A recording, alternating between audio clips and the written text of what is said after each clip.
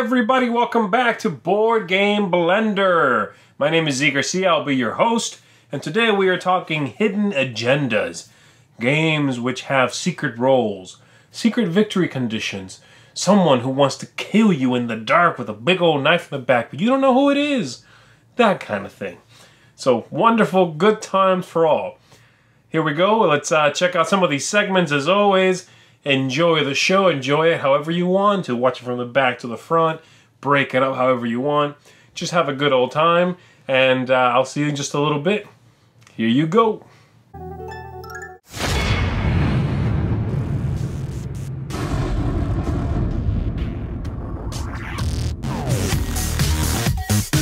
Hey friends of the Blend, welcome back to another week of Board Game Blender.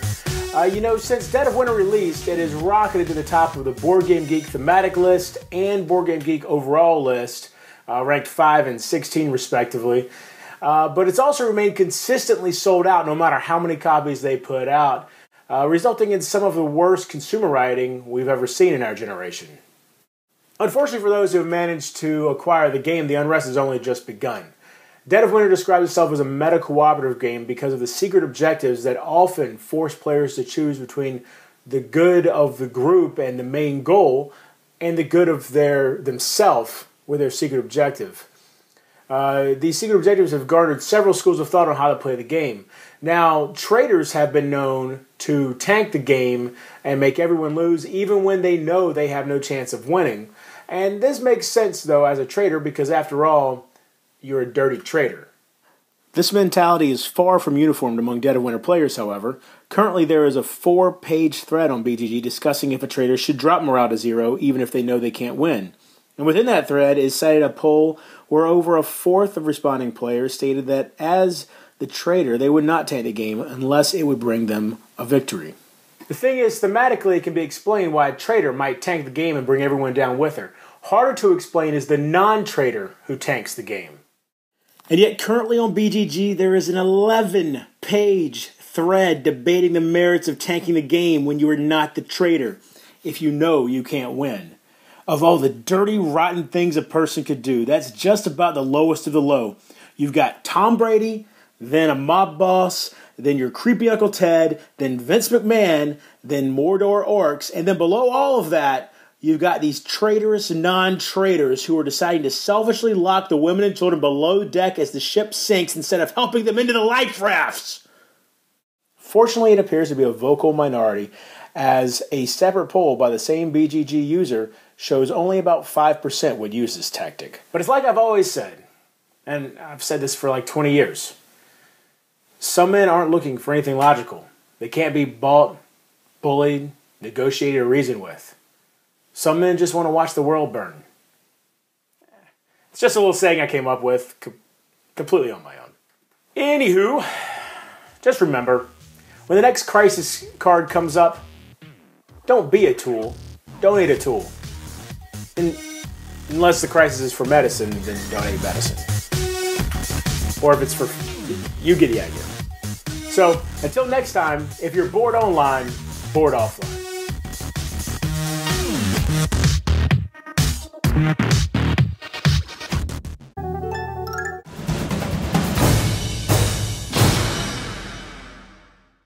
Hi everybody!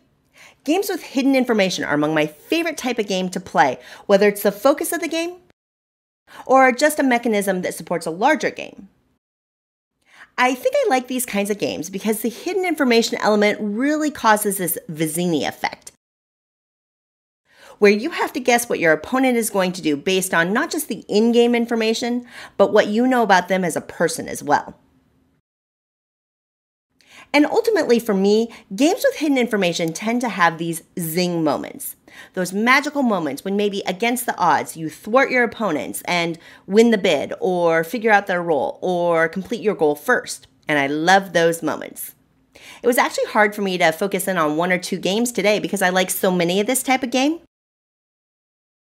But I decided to highlight 2 small box games with hidden information elements that have a zing moment. Troll was published by Oink Games in Japan and was recently made available more widely through the Board Game Geek store. In this pretty little game, you play thieves attempting to rob a sleeping troll. Each player has a set of chips that represent the number of jewels they're trying to sneak out. The trick is each troll has a level at which they'll awake. So if you're the player that causes the troll to wake up, you get caught and take negative points. There are two hidden elements to the game. One, the troll's level is, at the beginning of the round, only known to the scout player. And two, players can hide the number of jewels they're sneaking out. These two elements work together because you can make a cautious move and peek at the troll's level before you pick a chip, but then must play it face up. Or you can make a daring move, and based on the number of chips you see other people playing and your knowledge of the troll ranges, you can play a chip face down.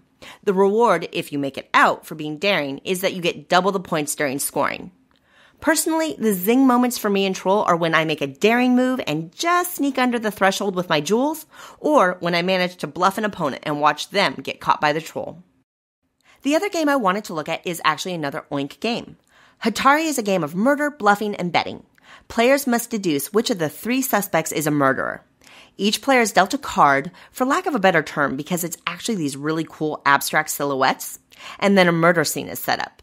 Through peeking, bluffing, and deduction, players end up accusing one of the three of being a killer. The culprit is always the highest card among the suspects unless the 5 is one of them, and then the lowest card is the culprit, and the blank card can never be the killer. Players know the card they're dealt, and they get to actually look at a card of another player and can peek at some of the suspects. I know that seems like a lot of information to reveal, but there are mechanisms in play that lock down certain cards, and it's interesting how, depending on where you are in the turn order, the game shifts from a bluffing to a deduction focus. But really, the trick is to remember the win condition is getting rid of your tokens, not necessarily accusing the right killer. The zing moment in Hatari is when you bluff your opponents into accusing the wrong killer after you, meaning they have to pick up your chip along with theirs, pushing the endgame and increasing your odds of winning. In case you can't tell, I get charmed by these delightful little games. Yes, the games have flaws. For example, Troll loses tension if everyone takes cautious moves, and in Hatari, the ability to switch the victim with a suspect completely breaks the theme. But for me, these flaws tend to get balanced out by qualities like being quick and beautiful. And of course, these games have those zing moments that I so love.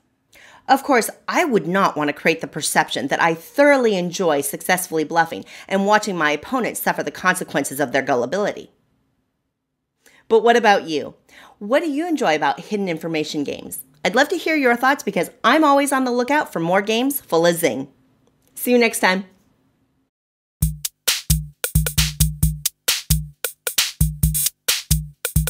Hey, for a quirky game today, I thought about showing you this one. A little Spiel game that I am not going to attempt to pronounce in German, but in English it is called Coach Ride to Devil's Castle. And the game was reprinted, in fact, by, I want to say, Da Vinci Games, and they put it out again in a somewhat larger format. Streamlined a couple of things. The cards obviously only in English now, so you can find that version. Now, this game also has English, but it's, you know, the kind of that has like big German writing and then itty-bitty English on the bottom, which is fine. You know, it's perfectly usable, but just so you know, if this sounds interesting after I talk about it a little bit and you want to find it, Coach Ride to Devil's Castle from Da Vinci is the easy one to find, okay? The idea of the game is each player has a character, and these are beautifully drawn character cards there, double-sided for attacking and defending, as you can see in the top corner there. I'll talk about that. And then the main mechanism of the game is you have a secret team. You are either the Brotherhood of True Lies, or you are the Order of Open Secrets. Each player is on one of the two teams, though you don't know who your teammates are. Haha. Therein is your secret agenda. You have to figure out who your teammates are, and then hold certain items, and you win. It's pretty tricky, actually. And so the way the turns work are pretty straightforward. On your turn, you can do a couple of things. A typical turn will go like this. You're going to pick an item, and you're going to pass it to someone, and they are either going to give you an item back, and then you trade, and it might trigger a power, depending on what you gave and what you got, or they refuse. And the other thing is attacking people. You can attack people to steal something from them, or you can attack them to look at their association. When you attack someone, you say you're attacking, and then your character, this character here, oh, I like this one. the Russian-looking guy. Boom.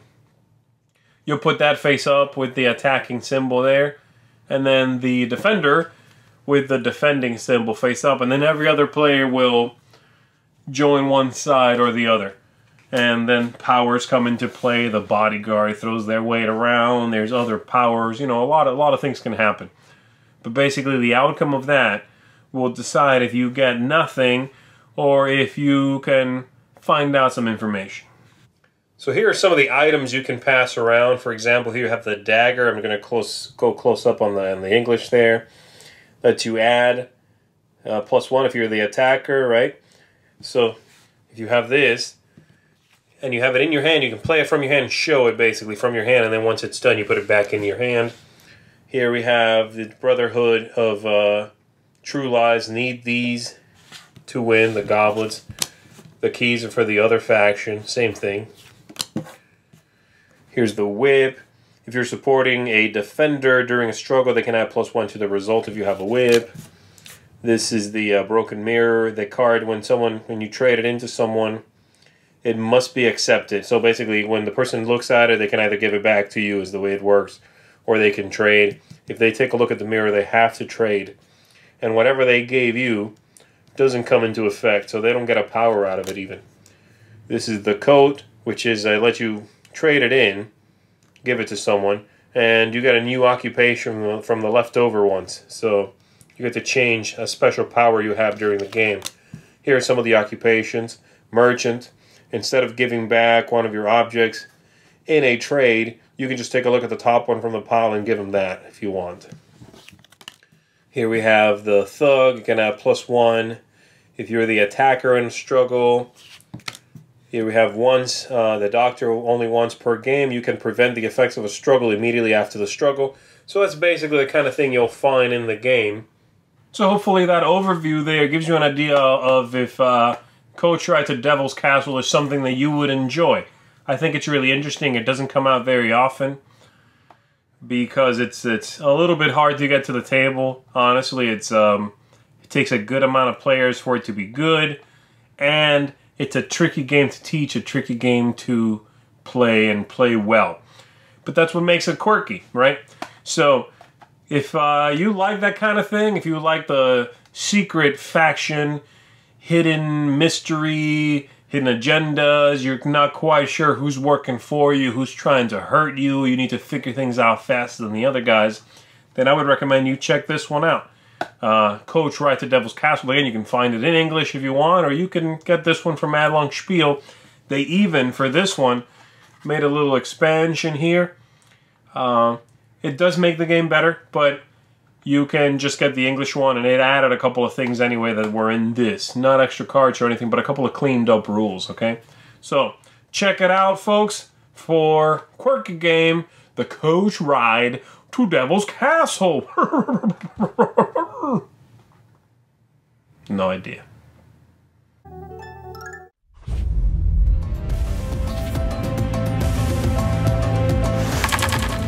Hello folks, welcome to Corner Chat. I'm Mark.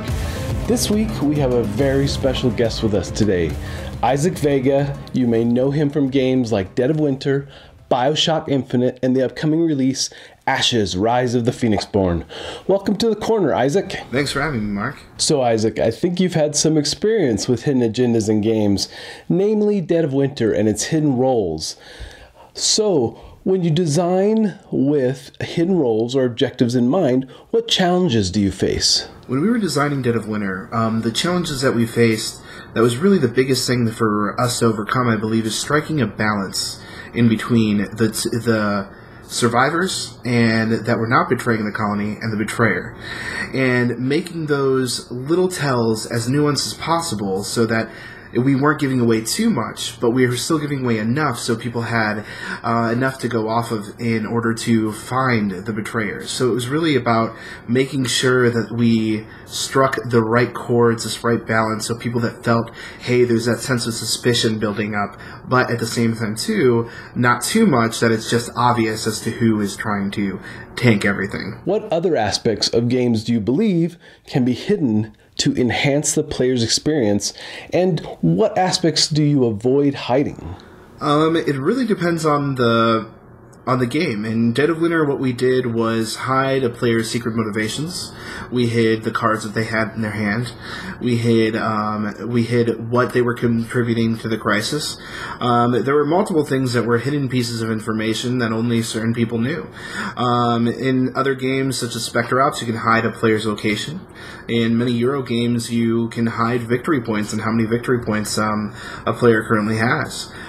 There's many different parts of the game that you can hide, and I really don't think there's anything that needs to be specifically avoided, except maybe the players themselves, that necessarily hinders the process. It really just depends on the game, so I don't think anything is untouchable. It just depends on how the mechanics of the game and the theme all tie together.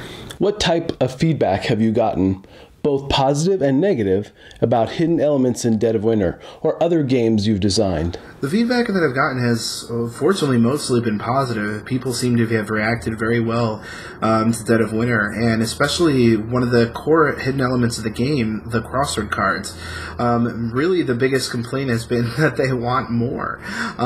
These events create so much story and so much critical decision points for players that they really come away from the game with these memorable experiences because of them, and having more of those kind of interactions and more of those story triggers is something that we hope to accomplish as we move forward in the Crossroads series, and it's something that we want to continue utilizing for the fans and creating more content for Dead of Winter and the other games in the Crossroads series as well. Have you found that the individual hidden objectives in Dead of Winter sometimes discourage collaboration? 100% yes. I mean, the intention of these cards was to turn people against each other. It was to create that sense of suspicion that, hey, this guy isn't really working towards the same goals that we have in mind, and we wanted to create that theme of mistrust amongst these survivors because we wanted you to really feel like you were in this situation, you had your own goals in mind, but you're with these people that aren't jiving with you, that aren't necessarily going in your direction, but you still have to work together in order to survive. And it creates these awesome decision points in which you can either take a road that leads to your selfish or your own cause, or it forces you to turn away from what you need to do in order to help the group as a whole. And as we continue with the series, that's something that we definitely want to keep in mind. We want this sense of being a survivor and sacrificing of yourself or sacrificing others in order to get what you need. So, how can folks find out more information about you and your upcoming releases? And what's up next? Anything new you can share? Well, you can find out more about my upcoming release, Ashes, Rise of the Phoenix Born, at PlatHatGames.com. And there's going to be videos and tons of different articles that you can go ahead and look up there. Rodney has just released his Watch It Played overview for Ashes, as well as his full how to play. So if you are interested at all in the game, definitely go ahead and check that out. I also have in the works is that we're currently working on Dead of Winter expansion. Yes, that's going to go ahead and get some art and stuff soon, so I'm super excited about that. And we are also still working away on Lost in Space, the next game in the Crossroads series, which Lost in Space is a working title. We actually don't have a real title for it yet, but it's going to be coming up soon, I swear. As far as other things on the horizon, I can't really share too much, but there may be some robots involved. That's always fun. And, of course, hopefully some more stuff for Ashes that we have down the pipeline as well. So definitely there's a lot more work ahead of us at Plaid Hat Games, and definitely more things that are coming that are not just mine as well that you guys can definitely check out on our website again, www.plaidhatgames.com. Some exciting things for sure. Can't wait. Thank you so much for being on the show today, Isaac. We really appreciate it. Mark, thanks so much for having me, and if you ever have any more questions for me, I'd love to be back on. If your viewers have any questions for me, they can go ahead and catch me on Twitter at Isaac's Ashes, or they can go ahead and email me at isaac@plaidhatgames.com. Thanks again, man. You bet. You're welcome back anytime. All right, folks, thanks for joining us today, and until next time, we'll see you at the table.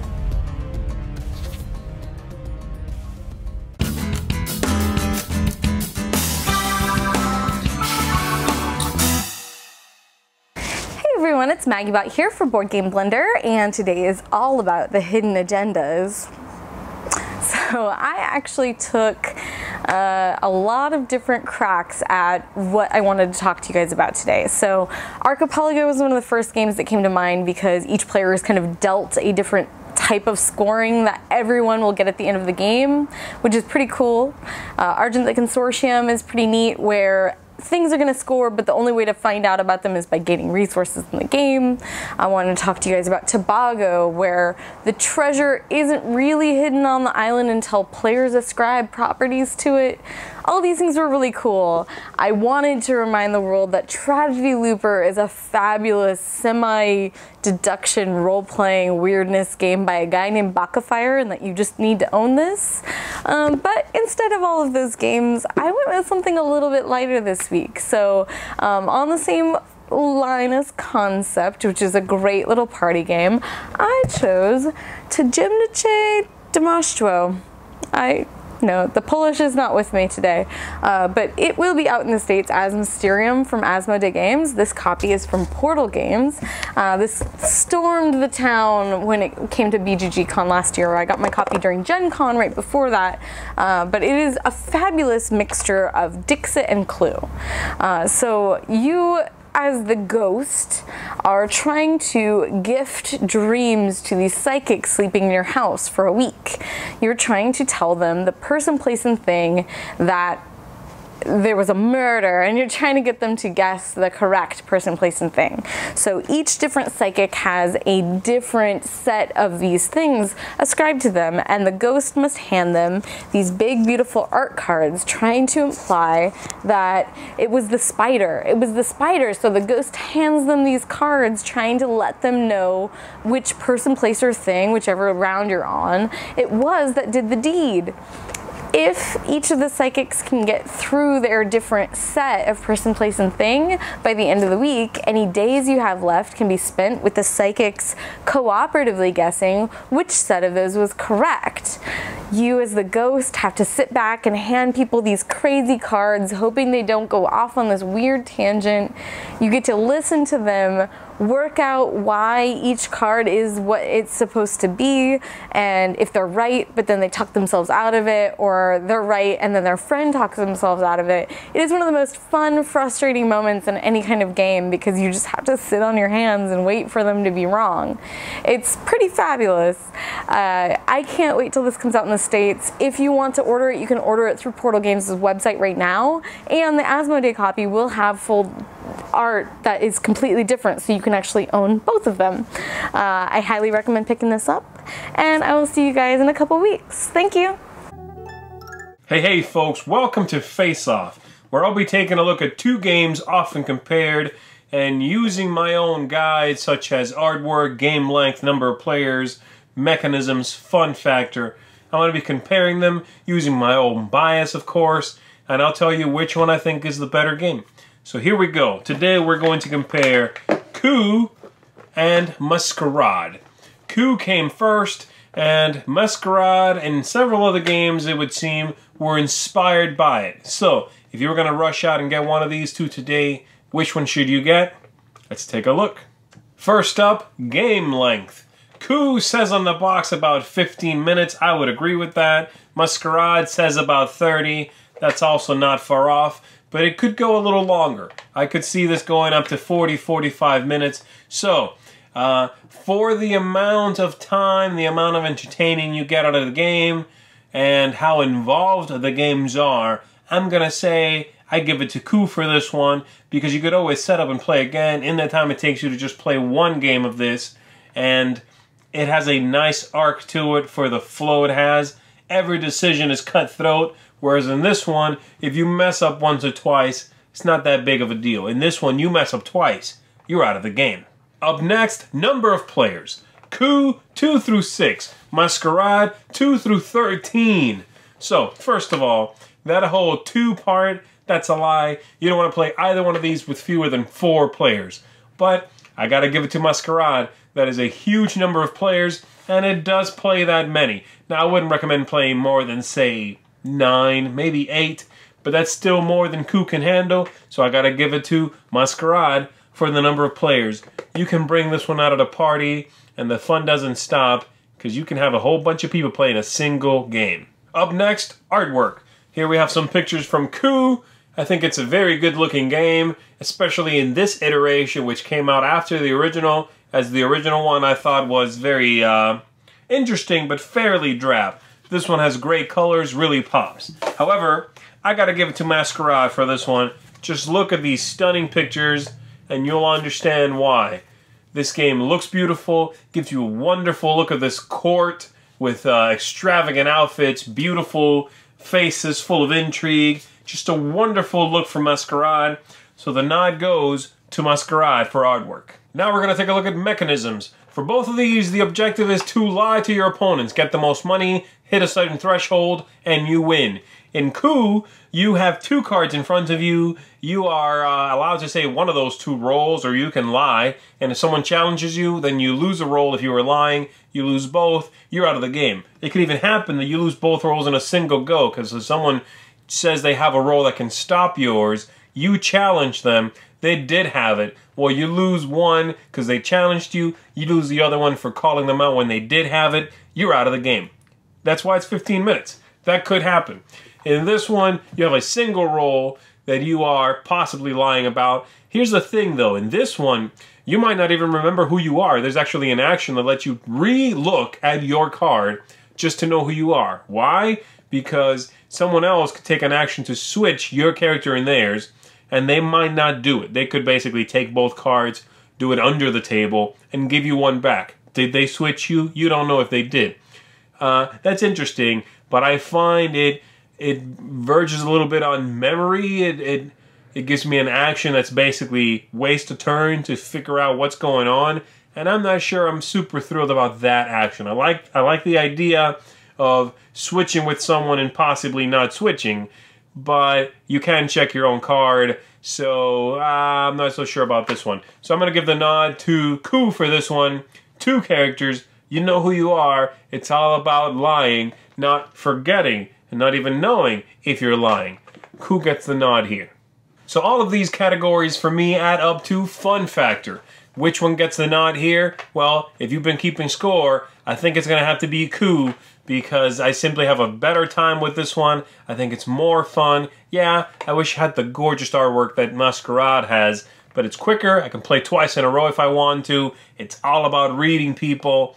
It's got a clean end game condition. Not too much crazy going on, but that's just the way I like it. Look someone in the eyes and find out, are they lying to you? Coup. Check it out.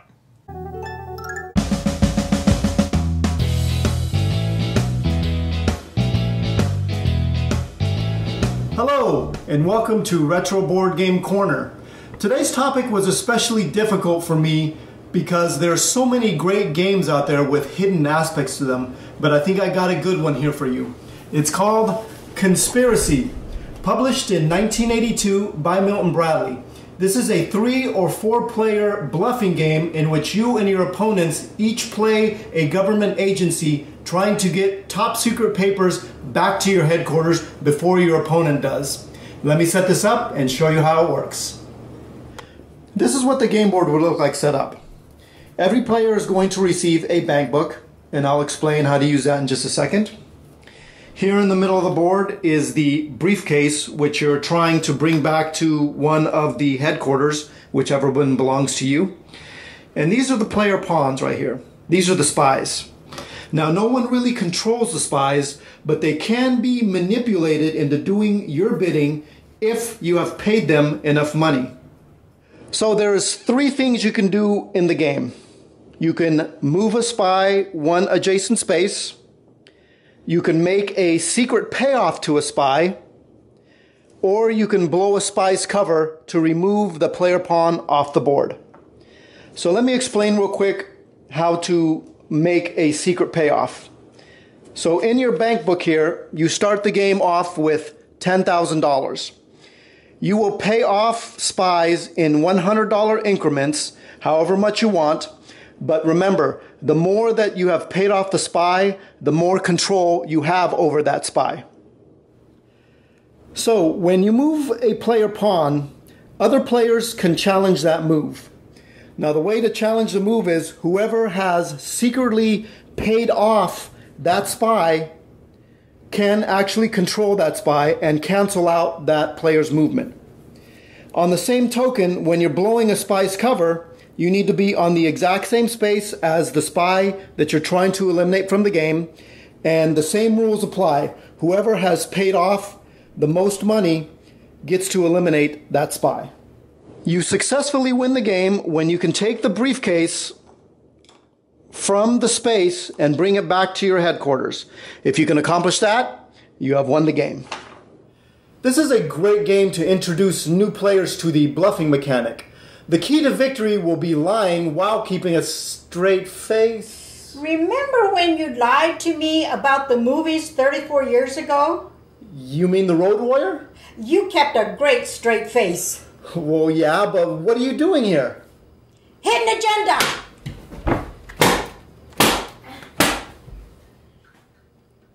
Yes. What do you say to close your segment? Oh, yes. May your rolls be high.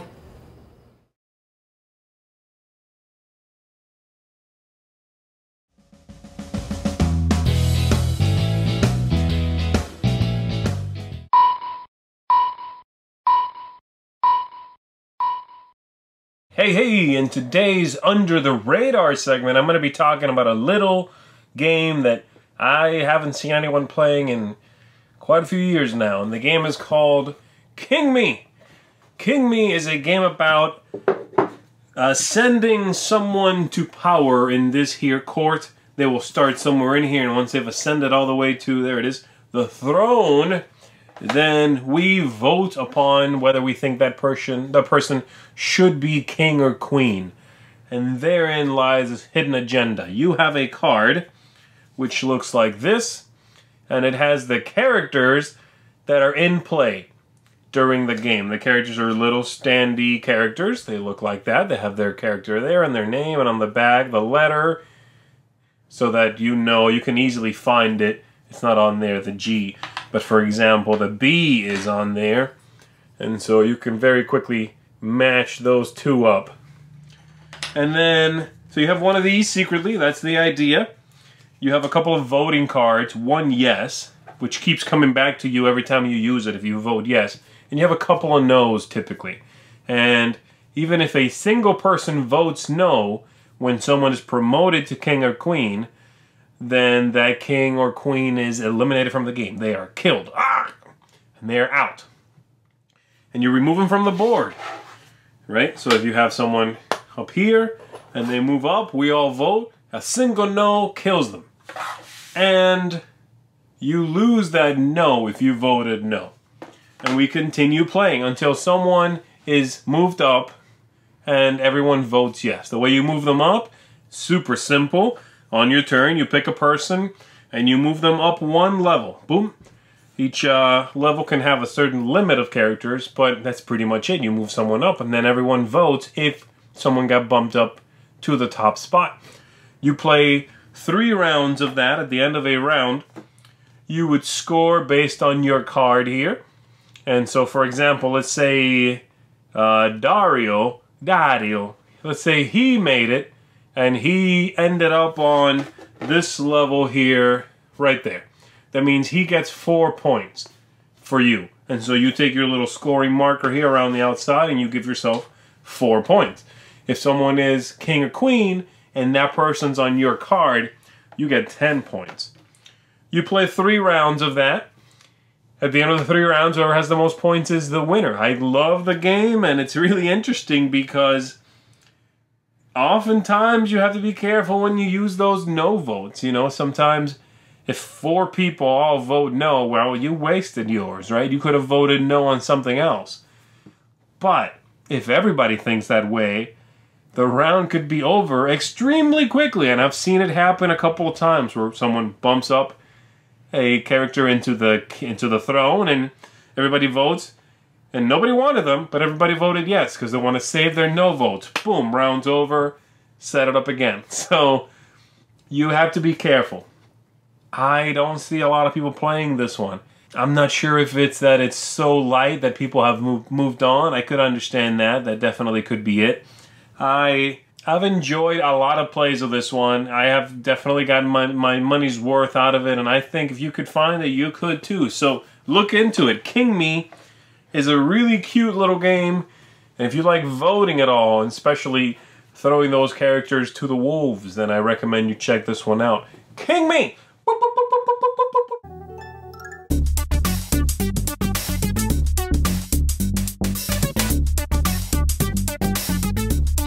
Hey guys, Tiff here, and this week we're talking about hidden stuff in games, and hidden roles are a huge part of this genre, but can be a little touchy when it comes to introducing them to kids because you're essentially encouraging them to lie. As an educator, I try to avoid this as much as possible, but my game group has tried out some hidden role games. We started off with a go-to game for most social gamers called The Resistance. The Resistance is a very pure hidden role game, meaning that it has minimal mechanisms that focus on helping players deduce their opponent's roles. You start off with a role card, either a Resistance member or a spy. The number of spies varies on the total number of players, and those players get a chance to see each other before play begins. Resistance members have no idea who is truly on their team. Players then take turns as the team leader, who gets to choose players that they trust to go on the current mission. All of the players vote to approve or reject the team leader's mission. If it's rejected, the team leader changes and the process starts over. If the team is approved, the mission goes forward. Depending on their role and how their actions might affect the group's future actions, the team votes for their mission to fail or succeed. With each mission, more information is revealed, and if the Resistance manage to pass 3 missions in the course of 5 rounds, they win. If not, spies win. If a dystopian future isn't your thing, or perhaps it's more scary than you think your kids can handle, there's always Resistance Avalon, which switches the theme to King Arthur. For me, it's infinitely preferable to pass out shields rather than assault rifles, plus the game plays out almost exactly the same. The only major difference in this version is that it includes special roles that give certain players more information. This seems to make it easier for the kids to figure out how to interact with each other throughout the game. In the case that both Resistance games are too intense, there's always One Night Ultimate Werewolf. How seriously can anyone take a game that lasts 10 minutes? It's essentially the same premise, but instead of spies, we have werewolves. And a multitude of crazy villager roles that allow players to look at other people's role cards secretly, switch roles, and do loads of other chaotic things. Not only does each player get a role, but there are also 3 put out into the center. Players have 10 minutes to discuss, or shout their suspicions, and pick 1 player to kill. If the selected player is a villager, werewolves win, and vice versa. It sounds intense, but the artwork makes it feel light and silly, plus the various roles make it more like a puzzle game than the simple social deduction found in the Resistance. All 3 of these games can work for teenagers depending on the setting and the type of kid. I prefer playing these games with older teens because they're better liars. That sounded bad. I prefer playing these games with teens because their ability to hide information is much more developed. And that's what it takes for these games to be fun. Most 12-year-olds don't have a poker face. At all. Which doesn't really affect the gameplay if the whole group is that age, but as an adult, I would sit those out. That being said, not every kid is going to enjoy this style of game, so you really have to know your players before you try one out. They all play up to 10 players, making them perfect for a highly social group that doesn't like to split up, and if that's what you have going on, you should try one out. And I'll see you back next time.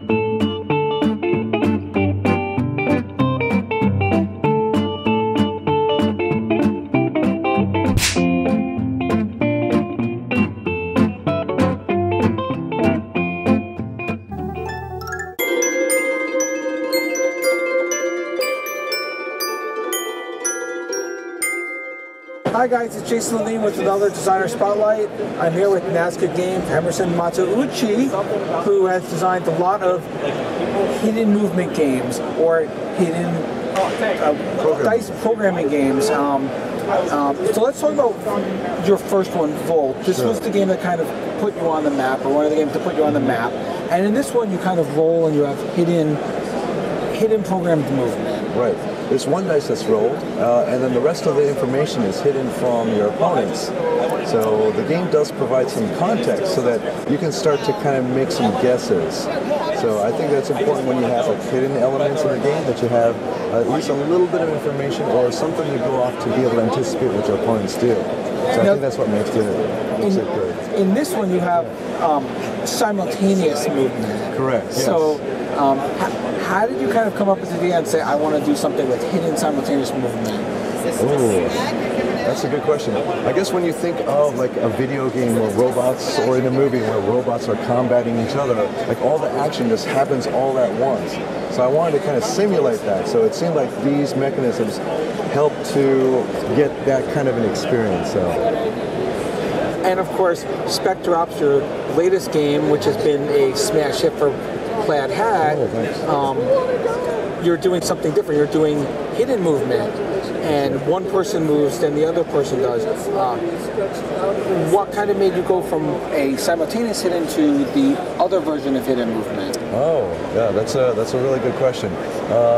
I guess when I started with Spectre Ops, I was going for like an experience. I wanted people to have that thrill of being a secret agent moving through the research facility and having another player have that experience like they're trying to hunt somebody down. So I started with the experience, and it just so happened that, I mean, I tried several different things using tokens on the board with everything in plain sight, but then it seemed like hidden movement was the best mechanism to use to get that experience that I wanted the players to have. And you, obviously, you based a lot of it on Metal Gear. Did you play those video games a lot? I played them all, yes, I love them all. And how has the reaction been to a game like this? I know there's other games in the past, like Fairy of Dracula and Letters of Whitechapel, but how has the reaction been for this game so far? I mean, it's been very, very positive. I'm extremely happy about that. And one of the biggest compliments that I've seen was that people have dubbed it Metal Gear Solid, the board game, with a little subtitle underneath that said, but we couldn't get the license. Are we going to see any future games that have this hidden movement kind of dynamic? It'll have some hidden elements to it, but we're thinking of doing a hidden roll game. So there's other, and it does have some moving parts, and hopefully it gives like a new experience using this, the same hidden elements. So having some unknown information, because that always is like an exciting thing. Like there's always that fear of the unknown or anticipation of the unknown, which I think is like a really cool thing that enables the designers to give the players an experience that they want them to feel. So hidden roll, you're going for more of a party game kind of? Yeah, this one's a little bit more on the party game side, yes. Is it officially announced? Are we allowed to talk about it? Not officially announced. We actually never had this conversation. We never had this conversation. This video blog will self-destruct in 5 seconds. But you can look forward to that coming out at some point. We've got some exclusives here. Hidden roll game coming up from Emerson to go with his other wonderful games, Volt and Spectre Ops. Thank you so much for coming on, and again, if you're looking for some good hidden movement games, Volt, Spectre Ops, and anything else from Emerson.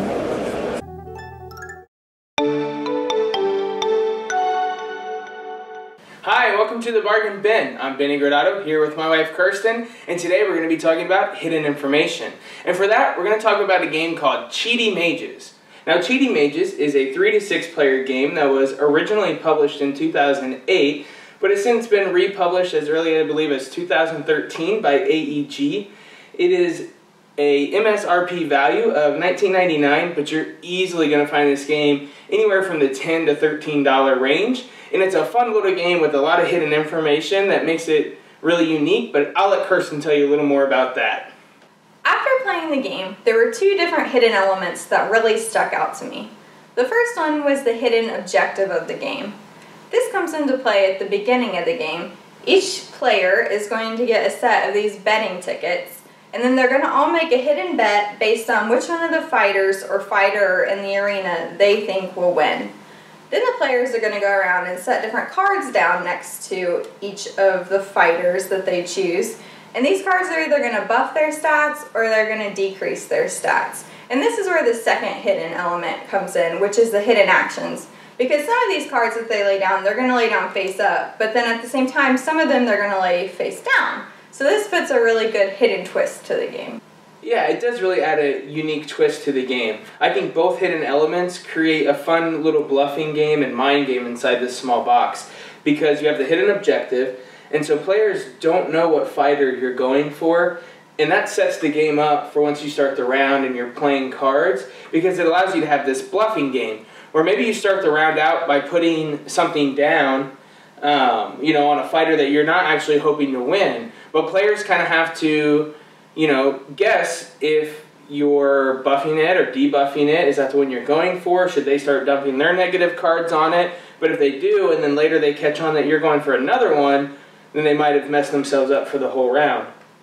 And so I really like the hidden objective because it sets the tone for the game moving forward. And then the hidden actions, I think, are balanced. If the game was all hidden actions, it wouldn't be that fun because you wouldn't be given enough information to make some tactical decisions.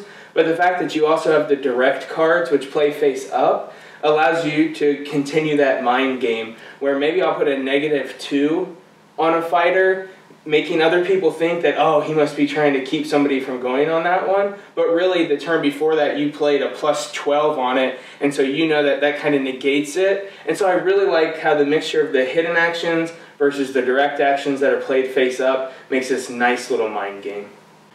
So, Kirsten, do you think there was anything that people might not like about the game? The only thing I can think of is sometimes in the third round it can be very anticlimactic. For instance, if somebody has won really big in the first 2 rounds, sometimes the other players are out of the running to win. So I think that would be my only complaint about the game. Yeah, absolutely, and I'd agree with that. So, Cheaty Mages, it's a game published by AEG, like I said, 3 to 6 players. You're going to find it for about $10 to $13. It is a good game. With the exception of some games do fall flat because one player gets ahead. It is a really, in my opinion, a really nice bluffing kind of mind trick game that does stay interesting through the majority of the game. So if it's something you're interested in, check it out, and we hope to see you next time on The Blend.